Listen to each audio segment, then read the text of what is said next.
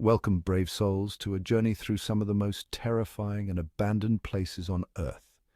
These are locations where time has stood still, but the fear remains very real.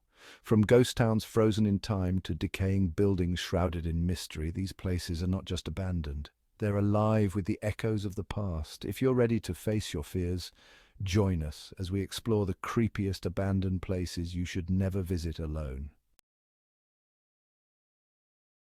Our first stop takes us to a place that exists as both a chilling reminder and a stark warning.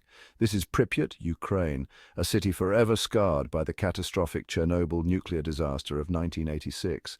Imagine, if you will, a bustling city of nearly 50,000 people going about their lives completely unaware of the invisible terror about to be unleashed.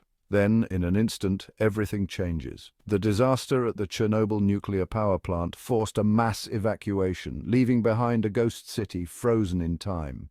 What's left is a haunting tableau of interrupted lives. Apartments stand vacant, furniture still in place, children's toys scattered on the floor as if the residents just vanished into thin air. One of the most unsettling sights in Pripyat is the Ferris wheel, standing silent and rusting in the main square.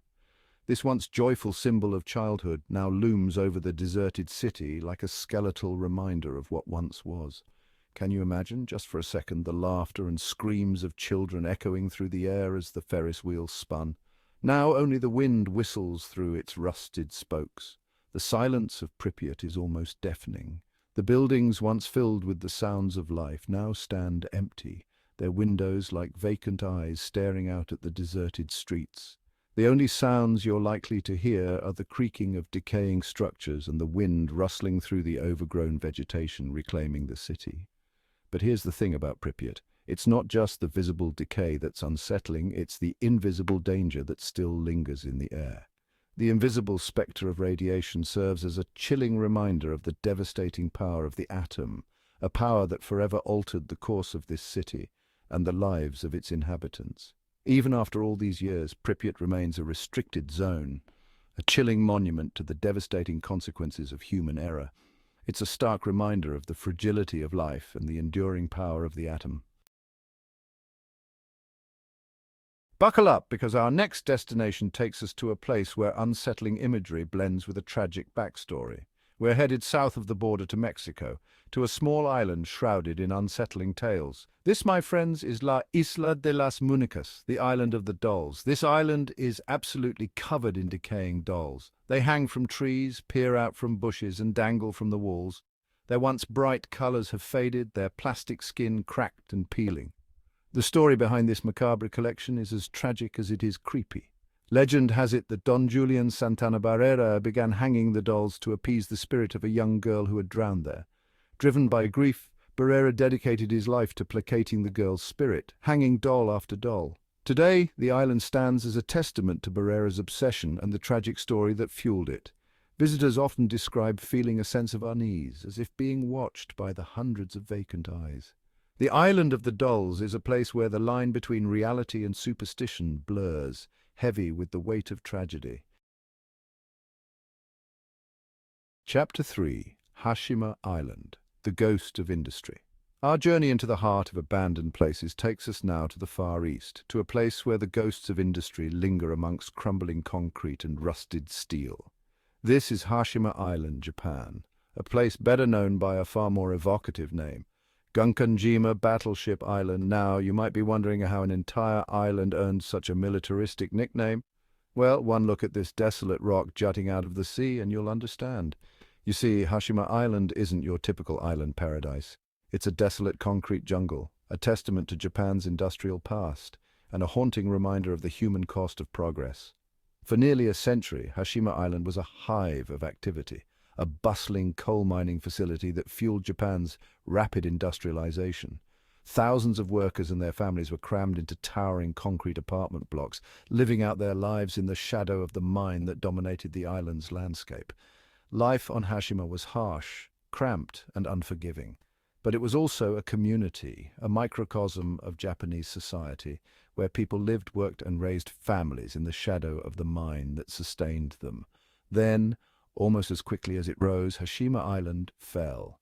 In the 1970s, as Japan shifted away from coal, The mine that had sustained Hiroshima for decades fell silent. The workers were relocated, the families dispersed, and the island that had once teemed with life became a ghost town, reclaimed by the sea and the elements. Today, Hiroshima Island stands as a stark reminder of the transient nature of industry and the human stories left behind in its wake.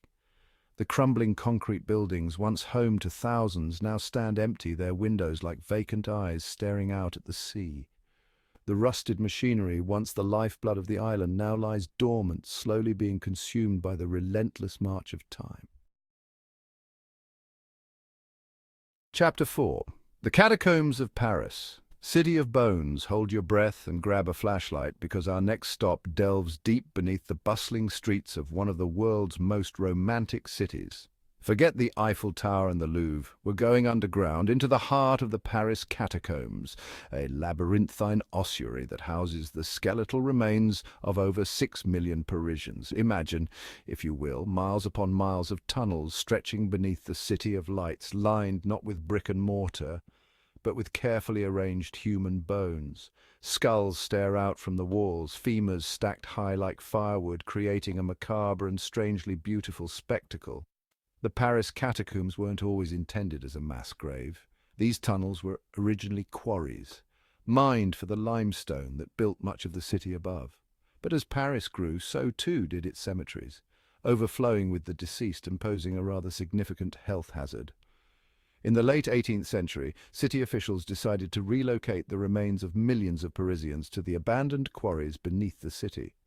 Thus began the grim task of transferring the dead, their bones carefully cleaned and arranged in the intricate patterns that line the catacombs today. Walking through these subterranean tunnels is an experience unlike any other. The air is heavy with the weight of history, the silence broken only by the sound of your own footsteps echoing off the bones that surround you.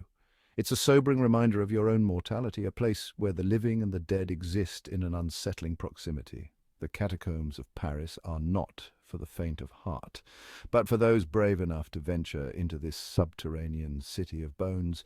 It's an unforgettable experience, a journey into the heart of death and the enduring power of history. Chapter 5. Centralia, the town that time forgot. Our final destination takes us to a place where the earth itself burns. A modern-day inferno that serves as a stark reminder of the power of nature and the fragility of human endeavors. This is Centralia, Pennsylvania, a town caught in the grip of an inferno that has been raging for over half a century. Now, when I say burning, I don't mean in a metaphorical sense. I mean literally burning. Beneath the streets of Centralia, a coal mine fire has been raging since 1962, turning this once thriving town into a ghost town shrouded in smoke and silence. Imagine, if you will, a town where the air is thick with the smell of sulfur, where cracks in the pavement spew forth plumes of smoke, and where the ground itself feels unnaturally warm beneath your feet. This is the reality of Centralia, a town where the very earth has turned against its inhabitants. The fire started innocently enough, a trash fire that spread to the network of abandoned coal mines beneath the town. What began as a smouldering nuisance quickly escalated into an uncontrollable inferno, feeding on the rich coal seams and spreading like an invisible monster beneath the unsuspecting town. As the fire grew, so too did the danger. The ground became unstable, sinkholes opened up without warning, and toxic fumes seeped into homes, forcing residents to flee for their lives. What was once a vibrant community of over 1,000 people dwindled to a handful of holdouts, determined to stay despite the danger lurking beneath their feet. Today, Centralia is a shadow of its former self. The vast majority of the buildings have been demolished, leaving behind empty lots and overgrown streets. The few remaining structures stand as lonely sentinels, their paint peeling, windows boarded up, as if even they are bracing themselves against the relentless heat from below. Chapter 6, Dare to Explore, and there you have it, 5 of the most terrifying and abandoned places on Earth. These locations stand as haunting reminders of the past, where the line between the living and the dead seems to blur. So would you dare to visit any of these creepy places? Let us know in the comments below. And if you enjoyed this journey into the unknown, don't forget to like, subscribe, and hit the notification bell so you don't miss our next adventure into the world's most haunted and abandoned places.